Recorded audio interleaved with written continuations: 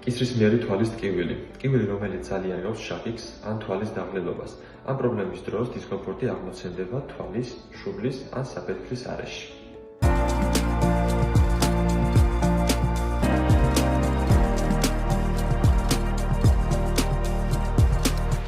ძალიან საინტერესო არის ამ პრობლემის წარმოშობისა და მოქმედების მექანიზმი. იქიდან გამომდინარე, რომ ეს ყველაფერი შეიძლება მოდიოდეს კისრის, განსაკუთრებით პირველი, მეორე, მესამე მალებისა და მათ გარშემო არსებული კუნთების არასწორი ფუნქციონირების გამო. უფრო კონკრეტულად რომ ვთქვათ, შესაძლოა დაზიანებული კონდეს მალები, მათი სასახსრე ზედაპირები, ან კონდეს დაჭიმული კუნთები და ტრიგერული წერტილები, რომლებიც ეწოლას ახდენენ ნერვზე. სავსებით ლოგიკურია დავსვათ კითხვა, თუ პრობლემა არის კისერში, მაშინ რატომ აღმოცენდება ტკივილი და დისკომფორტი თვალის, შუბლის ან საფეთქლის არეში. წარმოიდგინეთ ერთი საერთო საინფორმაციო ბირთვი, რომელსაც ეტოდება ტრიგემინალურ-ცერვიკალური კაფსულა.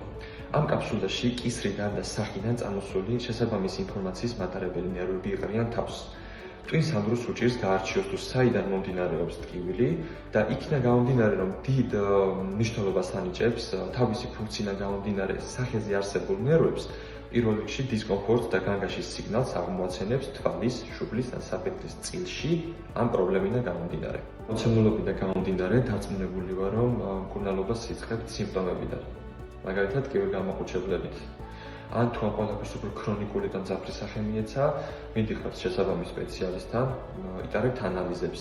ანალიზები გეუბნებათ, რომ არ ჩაგიგია თვალების წესრიგში, ანუ ყველაფერი ნორმალურად ფუნქციონირებს, მაგრამ ტკივილი არ ქრება. ეს იმიტომ, რომ თქვენ მკურნალობთ სიმპტომს და არა პრობლემას. ამ შემთხვევაში პრობლემა მომდინარეობს კისრიდან. როგორ ამოვიცნოთ პრობლემა? ამ პრობლემას ახასიათებს ცალმხრივობა, ძირითად შემთხვევაში ტკივილი და დისკომფორტი არ იცვლის ადგილმდებარეობას. მეორე, ტკივილი შესაძლოა გაძლიერდეს კისრის მოძრაობისას. მესამე, ახასიათებს ქაჩვითი შეგრძნება თვალის გარშემო არეში ან საფეთქლის და შუბლის ნაწილში.